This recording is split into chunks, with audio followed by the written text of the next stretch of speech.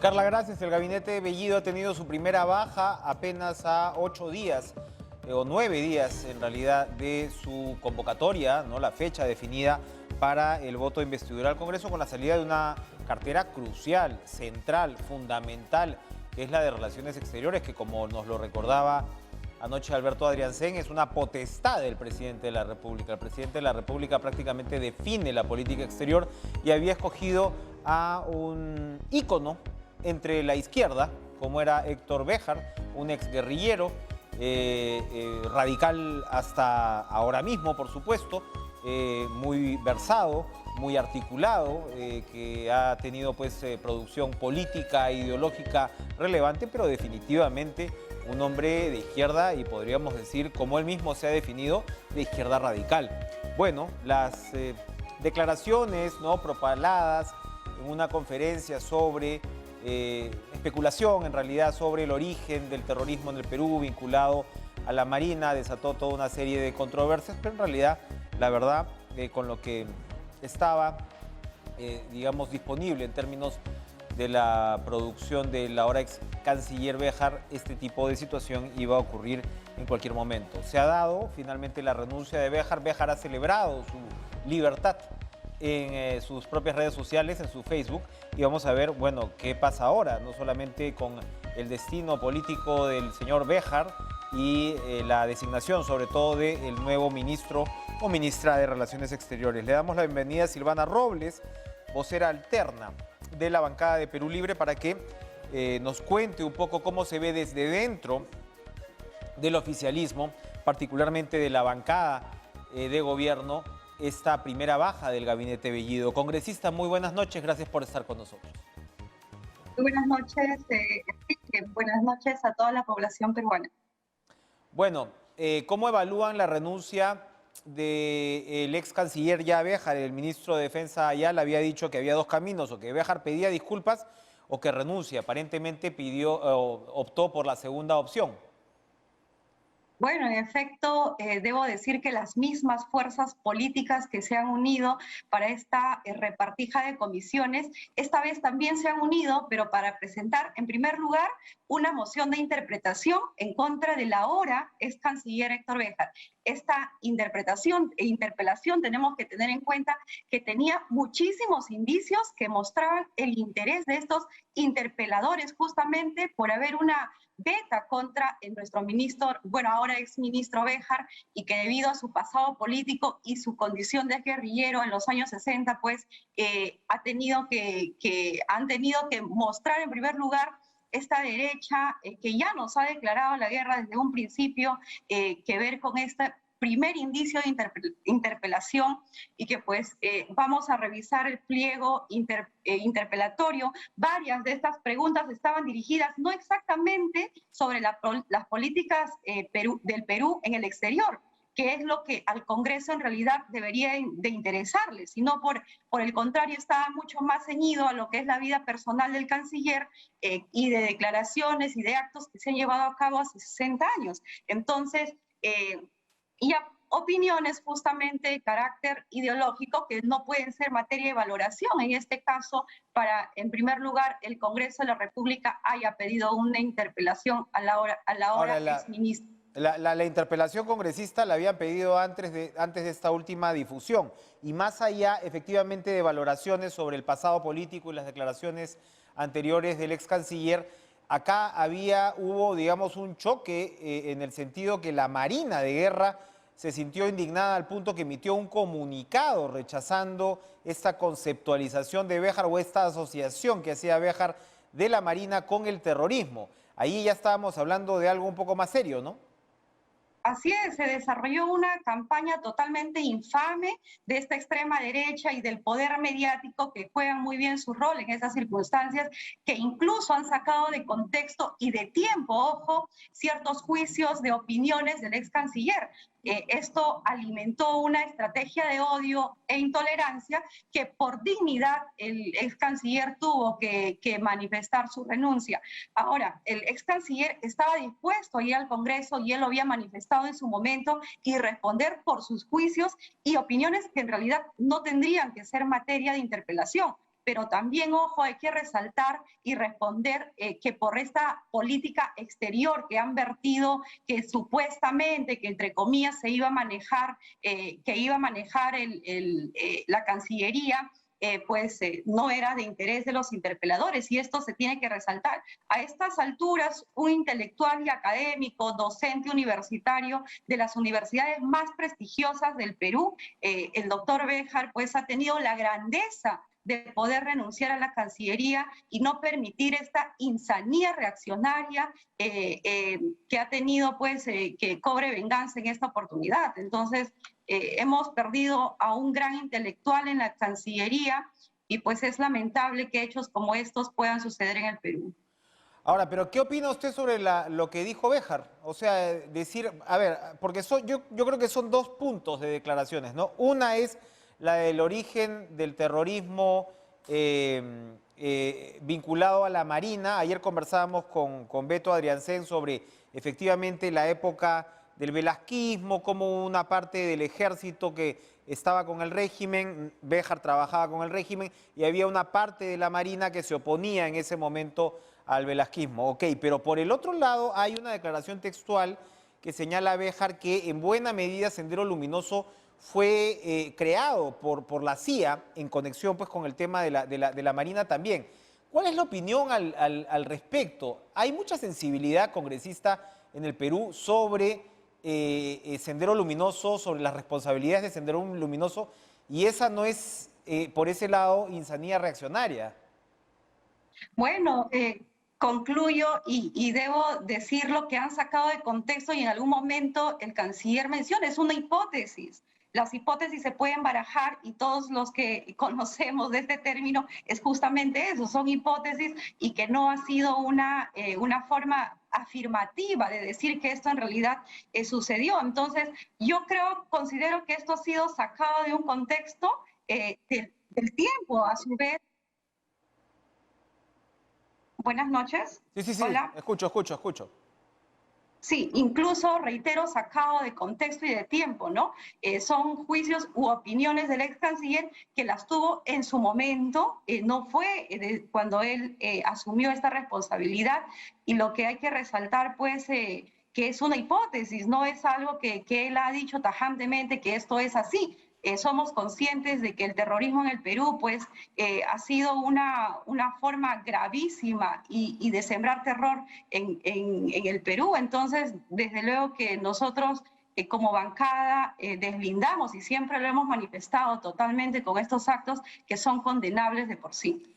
Cuénteme, ¿cómo está el ambiente ya producida esta decisión del canciller Béjar? Todo indica que ha sido una decisión de él, como usted lo señala. ¿Cómo está el ambiente entonces para el voto de investidura la próxima semana? Bueno, nosotros consideramos que es una decisión que va a tener que asumirlo el Congreso, este voto de confianza el próximo 26 de agosto, tal y como lo ha manifestado ya el Premier. Entonces, de conformidad a sus atribuciones constitucionales, en realidad el presidente del Consejo de Ministros va a plantear una cuestión de confianza que es totalmente natural y que esperamos nosotros como bancada oficialista que las demás bancadas vayan a sumarse. Somos conscientes de que existe una fuerte oposición, pero desde luego que no estamos en contra de que se hagan críticas al gobierno. Es un régimen democrático y la crítica y la autocrítica sobre todo deben ser una práctica natural y sobre todo necesaria. Esta, a su vez, debe permitir justamente mejorar las relaciones de cooperación entre el gobierno, el Congreso y la ciudadanía, que es el objetivo principal. En realidad no debe debatirse en el pleno del 26 de agosto, que es la política general. Lo que debe debatirse es la política general del gobierno. La cuestión de confianza, estimado Enrique, es una decisión del Congreso a iniciativa justamente del gobierno y respecto a la política de gobierno y de las medidas que este propone, y eso tenemos que tenerlo en cuenta también. No, claro, lo que determina el voto de investidura o el voto de confianza, como se señala, es primero que el jefe de gabinete y los ministros, de ser el caso, expongan las políticas de gobierno y que sobre eso el Congreso tome una decisión, ¿cierto? No puede adelantarse un voto a favor o en contra, o no sería pues lo correcto, ¿no? Claro, hay sectores de la derecha parlamentaria que insinúan condicionar esta cuestión de confianza al relevo de algunos ministros. Entonces, incluso antes que hayan siquiera expuesto las políticas públicas que se piensa implementar, ¿no? Entonces, en cada sector. Entonces, esto es algo que tenemos que decirlo y tenemos que resaltarlo sobre todo porque no es justo que en tan poco tiempo ellos ya incluso hayan presentado una moción para investigar los 5 días que ha despachado el presidente, no en Palacio de Gobierno, que ya se estén dando este tipo de actitudes de parte del Parlamento sin siquiera haber oído cuáles son las pretensiones de este gabinete. Entonces, Sí. debemos ser tolerantes con las críticas y cuestionamientos que tienen, en cierta forma, alta dosis de racismo y discriminación, creo yo. Entonces, no está bien, lo que no está bien y está muy mal sacar de contexto es esto de exacerbar el odio y la descalificación de las personas, incluso lesionando la dignidad de las mismas. Entonces, esto es algo que se debe Ahora, pero analizar. los congresistas, disculpe, digamos, las designaciones altamente cuestionadas en algunos casos que tienen que ver con racismo y discriminación. O sea, Bueno, han cambiado viceministros, han cambiado a una señorita joven que le daban una labor tan importante como la de Provías. Ahí no hay racismo y discriminación, es el propio Ejecutivo dándose cuenta de decisiones equivocadas, ¿no? bueno, si en algún momento el Ejecutivo ha tomado esa decisión, resalto la crítica y la autocrítica y se tiene que hacer, ¿no? Lo democrático y responsable es que el Congreso justamente formule críticas, despeje dudas y sobre todo haga propuestas sobre las políticas de gobierno, lo cual no está mal. Lo que no debe hacer es pretender imponer la voluntad en la designación de ministros. O sea, eso sería atropellar la prerrogativa que tiene el presidente de la República de formar su propio equipo de gobierno, ¿no? Bien, muchas gracias Silvana Robles, vocera alterna de Perú, de la bancada de Perú Libre. Gracias por compartir estas perspectivas. Vamos a darle paso y darle la bienvenida. Ahora tenemos una cara a cara parlamentario hoy debido pues a la situación. Además, le damos la bienvenida a Flor Pablo, integrante de la Comisión de Educación del Congreso, congresista también de la bancada de Somos Perú, Partido Morado. ¿Cómo está, congresista? ¿Cómo está? Buenas noches. ¿Cómo estás? Buenas noches. Muchas gracias por la invitación. Su opinión sobre la renuncia del canciller Béjar y si esto ayuda o no ayuda a facilitar el voto de investidura. Todavía no conocemos, por supuesto, la identidad del canciller. Acabamos de escuchar a la vocera alterna de Perú Libre considerando que hay racismo, que hay discriminación en las críticas contra la designación de algunos ministros y ella se ha referido a una insanía reaccionaria en lo que se refiere a las reacciones por estas declaraciones del señor Béjar. ¿Cómo la ve? Creo que hay que evitar seguir alimentando este ambiente de polarización, ¿no? Y acá hay una responsabilidad compartida tanto del partido de gobierno en el Ejecutivo como también del Congreso. Creo que aquí no estamos para hablar de vacancias, no estamos para hablar de cierres del Congreso, ni de ya anticiparnos incluso a un evento que todavía tiene que ocurrir, ¿no? Que es la presentación de las políticas de gobierno y en función de eso hacer una valoración y ver el tema de la confianza. Creo que hay que calmar un poquito los ánimos y efectivamente las semanas pasadas y nosotros desde el partido, los 3 congresistas del Partido Morado hemos sido muy críticos a las designaciones, pero no por un tema del origen de las personas, ¿eh? Porque en realidad, mira, yo soy de Ancash, yo soy provinciana, vengo de un pueblo joven, y he hecho mi carrera en el Estado, como ustedes saben, producto de la meritocracia, esforzándome, ¿no? Entonces lo que cuestionábamos es eso, que en realidad en el Estado tiene que haber un mérito, ¿no? Entonces, ¿cuál es el mérito? No puede ser haber hecho campaña, ser solo parte del partido y ocupar cargos que son de alta importancia. Creo que está muy bien que sean los del partido los que entren al gobierno, ha ganado un partido político, pero el partido tiene que ser responsable en poner a sus mejores cuadros, ojalá cuadros de las diferentes regiones, porque el talento está en todo el país, pero para eso hay que tener mucha seriedad, creo que en el tema de las designaciones, porque saber que son funcionarios que van a dirigir áreas importantes del desarrollo del país, ¿no? Entonces creo que no hay que exacerbar los ánimos. Efectivamente, en nuestro país hay racismo, hay elitismo, hay clasismo, eso es cierto. ¿ya? Pero creo que en este caso la observación a la designación de algunos funcionarios no viene por ahí, sino más bien por el tema de sus calificaciones y sus competencias para ejercer el cargo. Hay racismo, hay elitismo y hay clasismo, es verdad, pero ¿no cree también que es un país que se ha ido integrando un poco más a lo largo de las décadas, a diferencia de un discurso que se viene repitiendo ahora de manera, a mi modo de ver, muy política? No nos estamos encerrando un poco, y usted acaba de tocar un tema fundamental, porque pareciera que a partir de algunas designaciones, esta idea, y usted ha sido ministra de Educación y lo hemos hablado muchas veces, y lo ha hablado con sus antecesores y con sus, digamos, con quienes han continuado en su cargo, se suponía que un mensaje, no solamente de Estado, sino de sociedad que teníamos que desarrollar era, bueno, la educación nos va a llevar a algo mejor, y pareciera, Flor, que por las designaciones estas, ese mensaje realmente se va por los suelos, ¿ah? Mira, aquí tenemos que reconocer, efectivamente tenemos todos esos problemas, pero como también tú bien señalas, ¿no? Nosotros estamos cumpliendo 200 años, mire, hemos cumplido recientemente 200 años como república. Esa república tiene sus deudas, efectivamente, tiene una serie de brechas que superar, pero también hay avances, ¿no? Que hay que reconocer, y creo que necesitamos seguir avanzando en integración social, en cohesión social, en reconocernos un país de ciudadanos, de ciudadanas, todos con los mismos derechos y oportunidades, y creo que los discursos que dividen no ayudan, ¿no? Porque generan más distancias dentro de las que ya existen. Entonces creo que en medio de una pandemia, la verdad que a mí eso no hay que perder de vista, y a veces pareciera que perdemos de vista por nuestras diferencias. En medio de una pandemia donde los temas que nos unen son la emergencia en la educación, el retorno a clases, toda nuestra emergencia en la atención primaria de salud, en la atención de la pandemia misma, el tema del empleo, la reactivación económica, y esas son las prioridades que tenemos que estar discutiendo en este momento, y para eso necesitamos que efectivamente, lo cierto es que hay desconfianza, tanto del Ejecutivo como del Legislativo.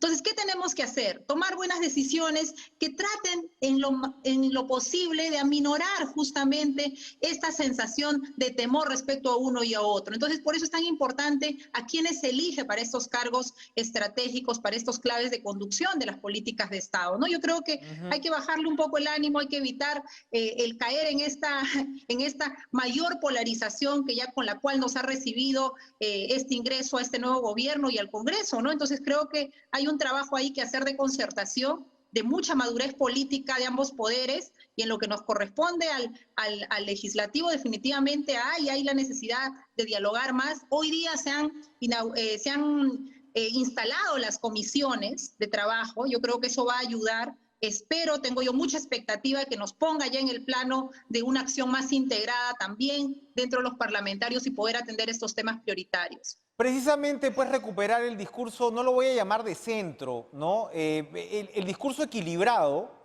congresista Flor Pablo, es bien difícil en estas circunstancias, y al mismo tiempo es una necesidad ineludible, porque uno ahora, cuando quieres precisamente volver a instalar esa línea, que finalmente es la línea de la gobernabilidad, ¿no?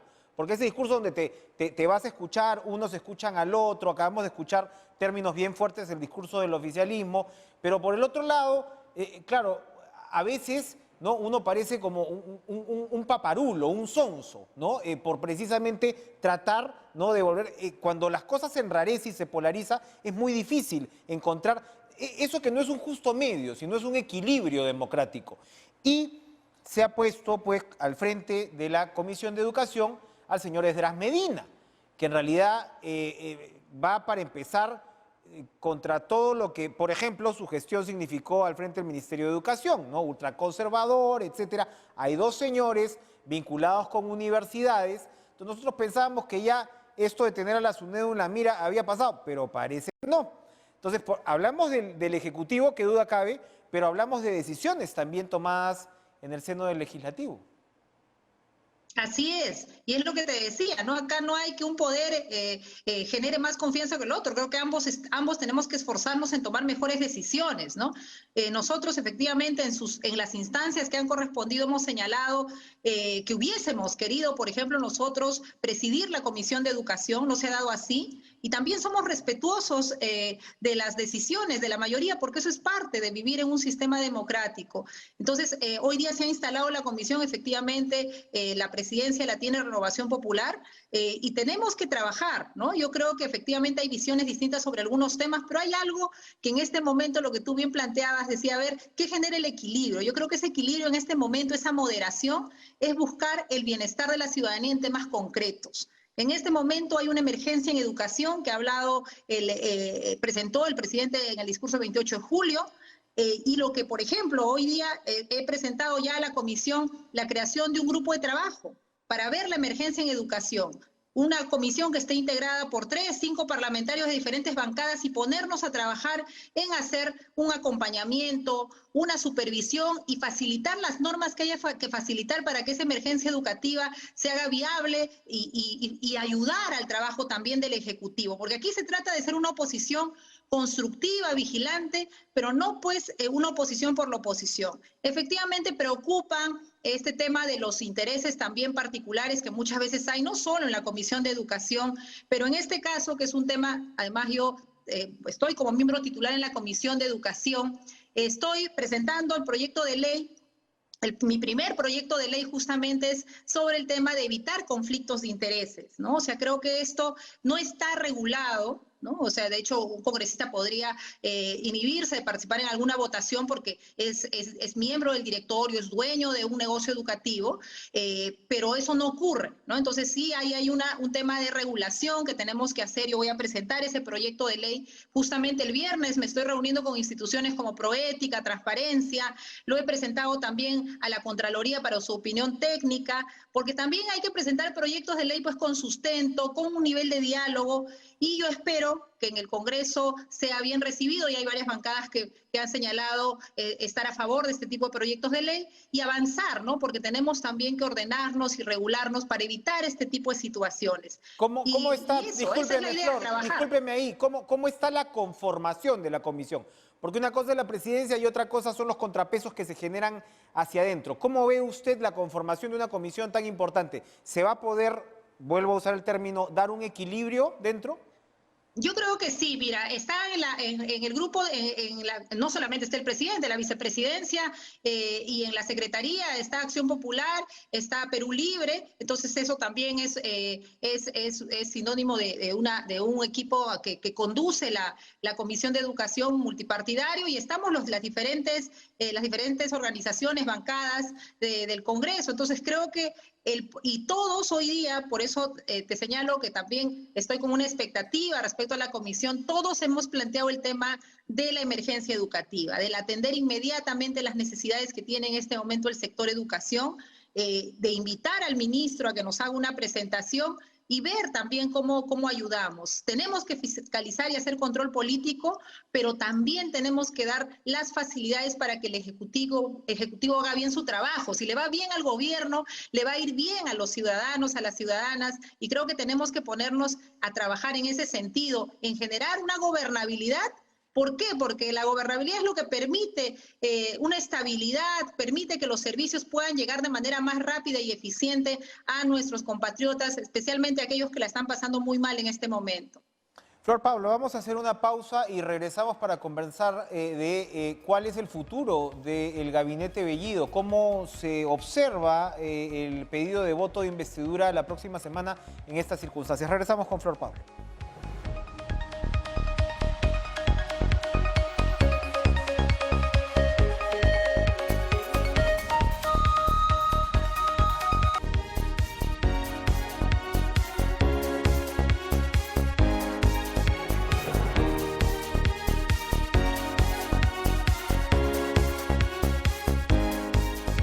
Congresista Flor Pablo, ¿cómo en el tema de la declaratoria del estado de emergencia, evidentemente un estado de emergencia es para acelerar, ¿no?, determinadas acciones en un momento crítico, que es lo que estamos viviendo, entre otros temas con el sector educación?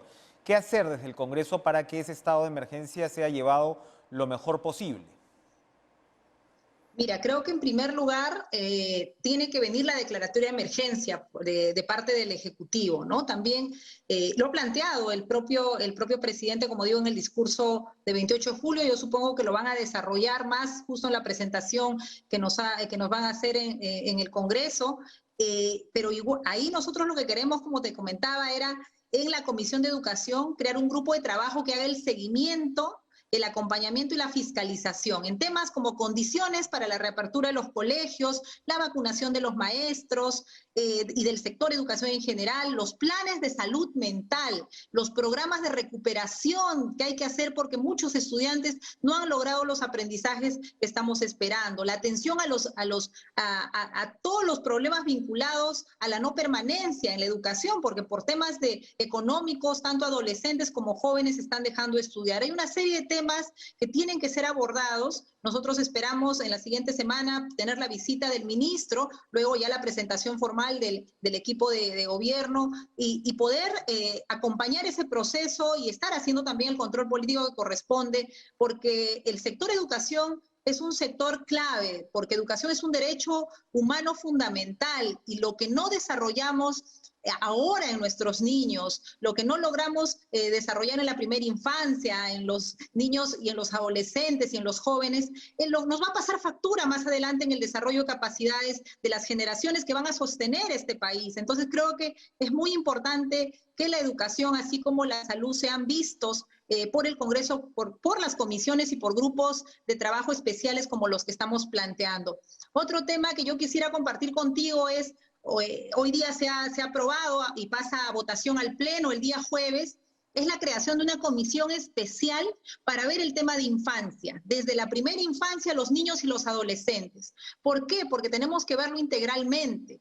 La infancia no solo es educación, no solo es salud, es protección, es orfandad. Tenemos, los datos nos dicen más cerca de 100.000 huérfanos y ahorita estamos atendiendo a cerca de 10.000 de ellos con algunos bonos. ¿Qué pasa con los otros niños y adolescentes? ¿Qué seguimiento les estamos dando? Entonces tenemos que tener ahí una comisión especial para hacer seguimiento, para hacer una supervisión, coadyuvar con el Ejecutivo en los 3 niveles de gobierno y ver las políticas y las leyes que se necesitan para la protección de la infancia. Es una comisión especial de protección a la infancia en el contexto del COVID. Esas son las iniciativas que estoy planteando y la verdad que creo que son temas, por ejemplo, ¿no? que en lugar de dividir nos unen, porque hoy día que conversaba con parlamentarios, con parlamentarias de las diferentes bancadas, todas preocupadas, preocupados por este tema de la infancia que nos toca a todos como país, ¿no? Porque creo que si hay algo que nos puede doler más a los profesores, a los padres, es ver a nuestros niños en situaciones de desprotección.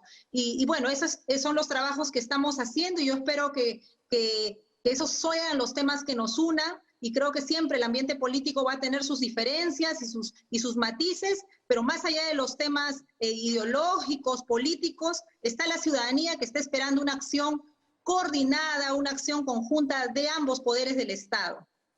¿Cómo se procesa esto? Porque precisamente hablábamos hace algunos días con Anaí Durán, ministra de la Mujer y de Poblaciones Vulnerables, que me imagino, ¿no?, manejaría parte de la estrategia que usted está planteando.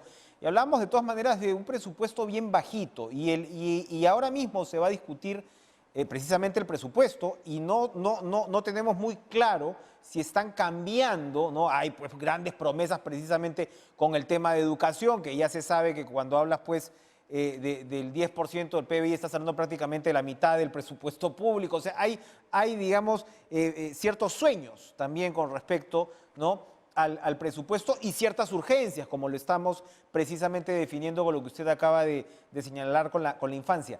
¿Cómo se está configurando también este tema de el presupuesto y que realmente sea asignado de la manera correcta, ¿no? Mira, la atención de las poblaciones como la infancia y dentro de las infancias, por ejemplo, los niños, los adolescentes con discapacidad, nuestra infancia en las zonas rurales, en las zonas urbanas periféricas, necesitan acciones multisectoriales, donde entre efectivamente el Ministerio de Inclusión, el Ministerio de Salud, el Ministerio de la Mujer, de Educación, en un conjunto. Y lamentablemente, también te digo con la propia experiencia de haber estado en el Ejecutivo, necesitamos esa interacción porque también muchas veces el recurso entre diferentes ministerios no se organiza de la manera adecuada que pueda atender y generar un beneficio a una población concreta. Entonces, por un lado hay que optimizar, pero por otro lado hay que asignar de manera focalizada también, ¿no? Entonces, creo que eso es algo que se tiene que hacer y el esfuerzo del Congreso va a estar en facilitar esa articulación también, en hacer un acompañamiento, también las leyes que nos digan los ministros, ¿no? Que nos digan, mira, necesitamos esta ley para hacer las cosas más rápido y mejor, y también hacer la supervisión respectiva al buen uso de recursos, porque muchos de los recursos no lo ejecuta directamente el nivel nacional, lo ejecuta el nivel regional o el nivel local, ¿no? Entonces, esta va a ser un grupo de trabajo por la protección a la infancia en contexto de COVID, multipartidario, así que vamos a estar representados las diferentes bancadas y vamos a poder hacer, creo, un trabajo de articulación con el Ejecutivo, porque lo que aquí importa es el bienestar, es el desarrollo de aprendizajes, es tener una infancia protegida y cuidada, que imagínate si un Estado, si un país no puede cuidar su infancia, a los más pequeñitos de la primera infancia, a los niños, los adolescentes, ¿qué cosa ya le podemos ofrecer a nuestro país, ¿no? Entonces creo que yo he visto hoy día con los parlamentarios, como te decía, mucha sensibilidad con este tema. Yo espero que el día jueves contar con el apoyo y la votación de las diferentes fuerzas políticas y ponernos a trabajar, porque eso está esperando la ciudadanía. Ojalá que así sea. Gracias, Flor Pablo, por acompañarnos esta noche en Cara a Cara. Vamos a continuar con este repaso parlamentario. Le damos la bienvenida a José Enrique Gerí, vocero de la bancada Somos Perú Partido Morado, precisamente además integrante de las comisiones de Constitución, Educación, Presupuesto y Energía y Minas. Comisiones cruciales acabamos de hablar de educación, presupuesto sumamente importante, lo que estábamos comentando, y qué duda cabe, Constitución además. ¿Cómo está, congresista Gerí? Gracias por estar con nosotros. Hola Enrique, buenas noches. Muchas gracias por la invitación. ¿Era insostenible la presencia de Béjar en el gabinete? Creo que con la salida del canciller se ha aliviado uno de los puntos de tensión que existía de parte del Ejecutivo con el Congreso de la República y con la ciudadanía, y finalmente nos hubiera gustado que esto hubiera sido antes. Ha sido un poco tardía la respuesta porque apenas sucedió este hecho se pudieron haber tomado acciones correspondientes, pero vemos con buenos ojos y esperemos que el próximo canciller sí reúna características más neutrales, más objetivas y que den una claridad y una tranquilidad, por ejemplo, respecto al Grupo de Lima, ¿no? Dentro de otros temas que son cruciales dentro de la agenda exterior de nuestro país. Bueno, a la hora que conozcamos la identidad del o la canciller, sabremos más o menos cuáles serán esas líneas, ¿no? Béjar, de todas maneras, insisto, ¿no? Una producción, en fin, que puede ser respetable y demás, representaba una línea bastante dura dentro de la izquierda. ¿El canciller o la canciller debería salir de Torre Tagle o podría ser un actor político? ¿Cuál es su opinión? Yo considero que debemos apelar a que sea una personalidad tal vez ya con experiencia en algún ministerio, en anteriores gabinetes, o en su defecto alguien formado en Torre Tagle, ¿no? ¿Por qué no? Hay que darle la oportunidad a los que estudian, se preparan, tienen años de preparación y que tienen una aspiración, y esa sería una muy buena oportunidad. Pero si no fuese el caso, reitero que podríamos, o se podría en este caso, el presidente tomar en consideración a una persona que tenga ya experiencia en la cartera, o por último en alguna otra cartera, pero que tenga esa experiencia y que él sea un punto de acercamiento con el Congreso de la República, con miras a la exposición para la confianza también. Manuel Rodríguez Cuadros está voceado. ¿Sería un candidato idóneo? Él tiene ya la experiencia ministerial. Nosotros preliminarmente, en este caso hablo de título personal, no puedo hablar a nombre de la bancada, pero vería con buenos ojos esa designación. Tiene la experiencia, tiene la trayectoria, y bueno, habrá que ver finalmente cuál es la decisión que toma el presidente y el premier.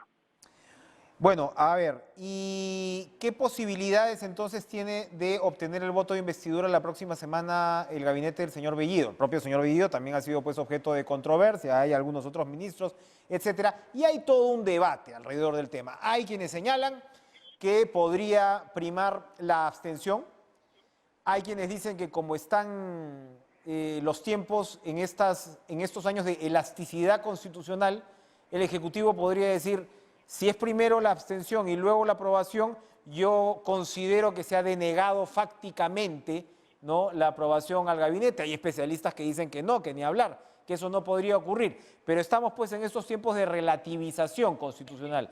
Desde su punto de vista, ¿se debería otorgar la confianza sin más y dejar trabajar al gabinete o cabe otro escenario? Nosotros consideramos en principio que es importante, y ya lo hemos advertido en su momento, que tiene que haber una reflexión. Finalmente esta reflexión se vio obligada por las declaraciones que tuvo en algún momento el canciller. Nosotros seguimos esperando pues acciones más concretas propias del presidente y del premier respecto a algunas designaciones. Pero por encima de todo, creo que un requisito para poder evaluar, otorgar la confianza es las acciones concretas que tiene el gobierno para los 100 primeros días. Lo hemos advertido en reiteradas oportunidades. Creo que se podría seguir ajustando el gabinete para que genere una tranquilidad, tanto para las fuerzas políticas como también para la ciudadanía, pero lo más importante es conocer a detalle, y eso esperamos cuando se presente el premier acá al Congreso, las cosas claras, medibles, objetivas para los 100 primeros días. Hay que calificar, y también lo hemos dicho, a las acciones, a los ministros en conjunto, sobre las acciones de gobierno y los planes que van a presentar concretamente. Eso debería ser el punto de partida. No podemos solamente agotar el debate o centrar el debate en el tema de las designaciones, sino concretamente en qué es lo que están planteando para el país. Más aún, porque estamos en una época bastante complicada, seguimos todavía en esta situación y obviamente requieren acciones concretas. Un personaje que genera, a pesar de que no está en el gabinete, que genera, ¿no?, estos cuestionamientos, estos debates, estas controversias, es el señor Vladimir Cerrón, que ha estado declarando, ¿no?, frecuentemente en los últimos días. Lo hemos invitado a este programa, por cierto, lo hemos invitado además a debatir con Hernando de Soto, que sería bastante ilustrativo. Yo creo que la población pueda ver un intercambio de esta naturaleza. Todavía no tenemos respuesta, pero él ha estado muy elocuente en otros programas. Entonces, no se sabe muy bien si lo que él está haciendo es ratificar su autoridad dentro del gobierno o más bien advertir que la está perdiendo, ¿no?, que más o menos quiere llamar la atención para poder de alguna manera dar esa imagen de un poder que quizás no la tiene todas consigo. ¿Cómo observa usted dentro, en el ojo de la tormenta, en el Parlamento, frente a la bancada de Perú Libre y las demás, el papel del señor Cerrón? Bueno, ¿cuál será el motivo? No quiero entrar en especulaciones. Lo cierto es que el presidente Castillo fue electo por un partido, y un partido se debe siempre a ideologías. Podemos tener muchas discrepancias con algunas posiciones políticas del partido de gobierno, pero siempre es bueno conocer con claridad qué es lo que piensa el partido para sobre la base de ello iniciar un debate de ideas, de propuestas. Y finalmente será el Congreso y eventualmente el Ejecutivo quien haga esos planteamientos sobre ideas.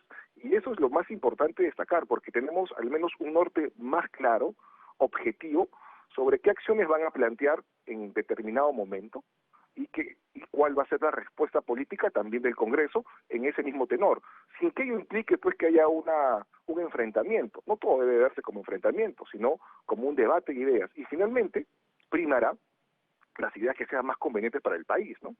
Ya, pero es que según el señor Cerrón, pues las ideas que él expone, sin duda la Asamblea Constituyente es un sí o sí, ¿no? Y ya sabemos que la Comisión de Constitución que usted integra está encabezada por Fuerza Popular. El señor Cerrón critica la designación de un viceministro como Gustavo Guerra García. O sea, el señor Cerrón tiene opiniones distintas, ¿no?, en muchos casos a las del gobierno. Y por otro lado, ¿no?, ratifica que de alguna manera pues ha tenido influencia en la designación de algunos ministros, comenzando nada menos por el presidente del Consejo de Ministros. Entonces, ¿usted cómo mira ese juego de poder interno? ¿Quién va a ganar? Si es que hay un enfrentamiento, porque tampoco lo tenemos claro, ¿no? Como el presidente tampoco comunica demasiado. Claro, bueno, son mecánicas propias, como tú lo has señalado, internas. Nosotros tenemos claro que el presidente gobierna para todos los peruanos y también existe una autoridad partidaria que representaría el señor Cerrón. Entonces, tiene que haber un equilibrio entre actos de gobierno que va a dirigir el presidente, también recogiendo algunas ideas de su partido. Pero en el caso concreto de la Asamblea Constituyente, sabemos que es un tema que al menos desde el Congreso no va a prosperar. Nosotros como bancada, incluso desde antes, como somos Perú cuando éramos una bancada de 5, hemos sido bastante claros que el tema de la Asamblea no va, que se sigan los caminos constitucionales. Entonces, la idea política del partido de gobierno, en este caso Perú Libre, y lo que el mismo presidente de la República cuando se presentó, cuando juramentó en el Congreso, no prosperaría porque en el Congreso no va a tener el respaldo correspondiente. Entonces ahí vemos el contraste de ideas. Puede existir la idea, la propuesta, pero en el camino constitucional, que es en el caso el Congreso de la República sobre la Asamblea, no va a prosperar. Entonces, así cada tema se irá viendo en forma particular. Importante aclaración. ¿Cree usted, por el otro lado, que podría llegarse a un escenario que parecieran buscar algunos actores, porque acá hay radicalismo de parte y parte, ¿no? Pero que pudiera llegarse al escenario de una disolución del Parlamento? Bueno, creo que hay que descartar comentarios de disoluciones del Congreso, de vacancias. Creo que eso no nos acerca para lo que nos debería acercar, que es atender la emergencia sanitaria y otros temas importantes para el país. Creo que es condimentar y dinamitar muchas veces la relación que existe o que debería existir entre ambas poderes del Estado. Por eso nosotros preferimos poner temas de agenda que sí son importantes para un poco aliviar la tensión que pueda existir, pero también hay que ser claros que es necesario que hayan mensajes de uno y otro lado, desde el Congreso, como nosotros, los parlamentarios, y también el Ejecutivo, pues para que un poco se alivien y no se incendie la pradera, finalmente, que es lo que nadie quiere. Tenemos que juntarnos, trabajar unidos, dentro de lo posible, con las discrepancias que van a haber, con las mociones para creación de comisiones investigadoras y todo lo que es permitido, pero dentro de todo buscar pues las cosas que nos unan y alejar las cosas que nos dividan. Tenemos que trabajar en ese sentido. Y por el lado del legislativo, por ejemplo, la bancada de Perú Libre denuncia estas mociones que me parece que han sido presentadas por una de las vicepresidentas del Congreso, por Patricia Chirinos, para, digamos, considerar un acto inmoral el nombramiento de Bellido y de Béjar. Inmoral, incapacidad moral, evidentemente la vinculación está ahí. Esa corriente, cuéntenos por favor, congresista Gerí, ¿tiene fuerza, representatividad en el Parlamento? Bueno, expresa la preocupación de un sector del Parlamento sobre algunas cuestiones. ¿Mayoritario, cree usted? Yo considero que por ahora creo que hay una aceptación y hay un voto mayoritario que respalde ese tipo de mociones. Por nuestro lado, incluso desde el momento en que postulamos a la mesa directiva fuimos bien claros que debía haber un control político, sí, pero un control político más responsable. No podemos abrir comisiones investigadoras para toda situación que se pueda presentar. Hay que ser mucho más mesurados. Si queremos trabajar en conjunto, vuelvo a insistir, ese tipo de mociones que crean comisiones investigadoras de cualquier tipo, sobre, por ejemplo, 4 días, para saber qué es lo que ha hecho los días que no estuvo presidente, Castillo en Palacio. Ajá. Así es.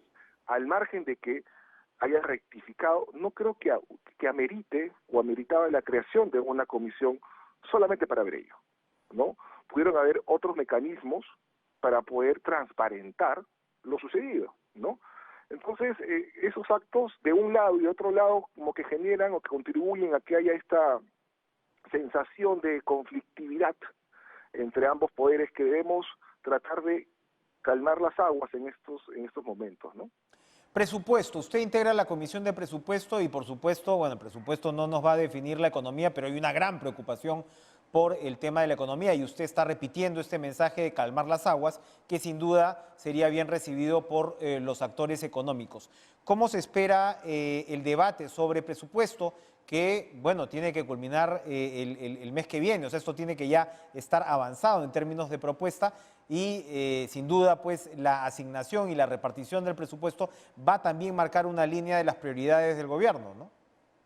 Claro, en efecto, va a haber una propuesta del gobierno que va a pasar por la Comisión de Presupuesto que se va a ajustar. Nosotros consideramos que es importante, por ejemplo, reactivar la economía a través de los proyectos de inversión pública. Eso por un lado, está clarísimo, hay que apostar a ello.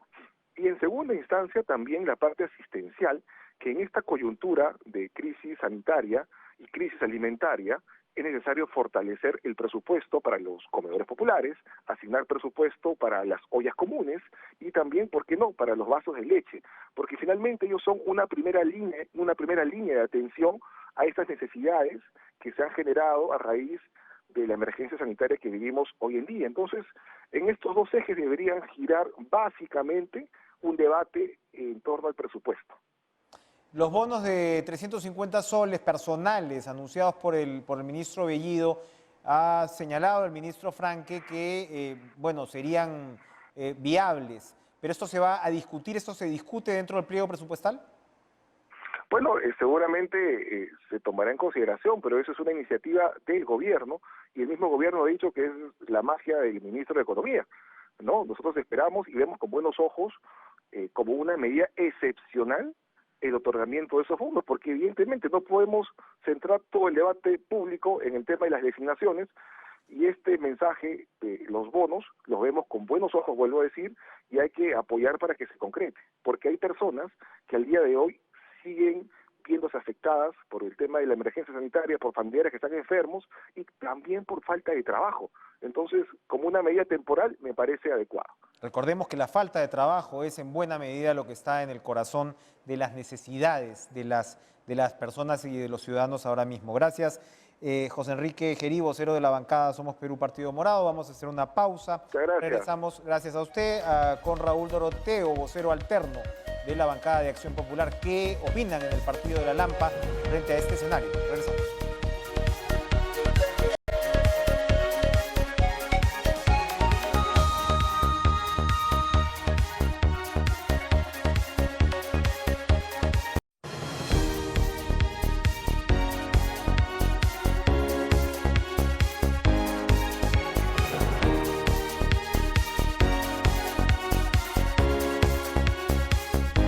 Según declaraciones ofrecidas a la agencia Prensa Latina, agencia cubana, el ex canciller Héctor Béjar ha señalado que no renunció por voluntad propia, sino que le pidió la renuncia a Guido Bellido y que bueno, que es un sector de la ultraderecha que estén pidiendo que se haga pues una política soberana, así que le pidieron la renuncia finalmente al canciller y él ofrece declaraciones a la agencia de Cuba. Vamos a darle la bienvenida a Raúl Doroteo, vocero alterno de la bancada de Acción Popular. ¿Qué tal, congresista? Buenas noches. ¿Cómo estás, Enrique? Buenas noches. Un saludo. ¿Qué tal? Aquí estamos para resolver las consultas. Sí, nos quedan unos minutos nomás, pero por eso quiero aprovecharlos bien. ¿Cuál es la impresión dentro del partido de Acción Popular de la renuncia de Béjar y cómo esto deja al gabinete Bellido de cara al voto de investidura? Bueno, le hemos tomado, yo creo, con la mesura, la tranquilidad. Esperemos que sea un mensaje claro. Definitivamente los errores se tienen que ir corrigiendo y que si el gobierno ha aceptado la renuncia del señor Béjar, creo que es por el bien del país, ¿no? Es importante sabiendo que los errores en política tienen un costo muy alto y esperemos pues que sigan enmendando, ¿no? Que se sigan enmendando y que sea el gran beneficiario sea el pueblo, ¿no? Para darle la tranquilidad al país. Que se sigan enmendando pasa por otros ajustes en el gabinete, por otros relevos, ¿piensa usted o piensa su bancada? Sí, se está evaluando, ¿no? Definitivamente hay algunas carteras ministeriales que aún tienen ciertas dudas y esperemos pues que en el transcurrir de los días, de la semana, podamos nosotros aterrizar a un buen puerto, ¿no? ¿Cuáles son las más críticas según su percepción? ¿Cuáles son las carteras más críticas? Bueno, el ministro Béjar era uno de los que preocupaba, el Ministerio de Defensa creo que también es un poco crítico, pero en todo caso creo que, como te digo, en la medida que vayan transcurriendo los días, esperemos que vayan tomando rumbo, ¿no? Uh-huh. Ahora, Lescano, Johnny Lescano, ¿no? El ex candidato a la presidencia ha señalado que la renuncia de Béjar, digamos, es un paso, yo creo que va en la dirección de lo que usted señala, un paso positivo. en dirección del voto de investidura. Hemos visto que la presidencia, la propia presidencia que está ocupada por la congresista Alba, por Acción Popular, ha, digamos, generado ciertas señales. Una de ellas, por ejemplo, es la convocatoria al Consejo de Estado. ¿Se ha recibido algún tipo de respuesta al Consejo de Estado? Como sabemos, lo recordábamos con Ollanta Humala hace algunos días, si bien no está consagrado como tal constitucionalmente, es una suerte de mecanismo, ¿no?, de foro en la cual las cabezas del Estado pueden sentarse también a conversar. ¿Sabemos algo más de esa convocatoria al Consejo de Estado que de repente ayudaría a disminuir la tensión en estas circunstancias? Por supuesto, creo que es preciso y oportuno. Asumimos que el presidente ya lo va a hacer y yo creo que haciendo una mesa de trabajo en el Consejo de Estado va a tener mayores luces, mayor tranquilidad, va a escuchar a los diferentes sectores políticos que hoy día representan en el Congreso y esto va a darle tranquilidad al país. Apelamos a que así sea, ¿no? ¿Cuál es la agenda fundamental que va a impulsar Acción Popular en las próximas semanas en el Parlamento? Definitivamente lo que siempre hemos propiciado desde un inicio es buscar una agenda país, una hoja de ruta que permita tener los puntos claros, que este gobierno qué es lo que busca, reactivar la economía, en vencer la pandemia, de una vez el sector educativo se ha escuchado. Es decir, hay diferentes sectores que es importante nosotros restablecerlo y darle el impulso necesario, ¿no? ¿Hay una posibilidad de que la mayoría de congresistas voten por la abstención en el voto de investidura? ¿Se está discutiendo ese escenario? Por supuesto, tienen que escuchar primero al gabinete, pero ¿se está discutiendo esa posibilidad? Hay varias posiciones, posturas dentro de la bancada, todavía no hemos tenido reunión para tocar ese punto de tema. La próxima semana yo creo que tocaremos una decisión. Sería muy prematuro reunirnos, ya mira lo que ha sucedido el día de hoy, ¿no? Con la renuncia de Béjar, y yo creo que faltando 48 horas, Acción Popular va a tomar una decisión oficial respecto a cuál va a ser nuestra decisión Bien. en el voto de confianza, ¿no? Perfecto. Raúl Doroteo, vocero alterno de la bancada de Acción Popular, gracias por esta intervención esta noche en Cara a Cara. Vamos a una pausa, regresamos inmediatamente.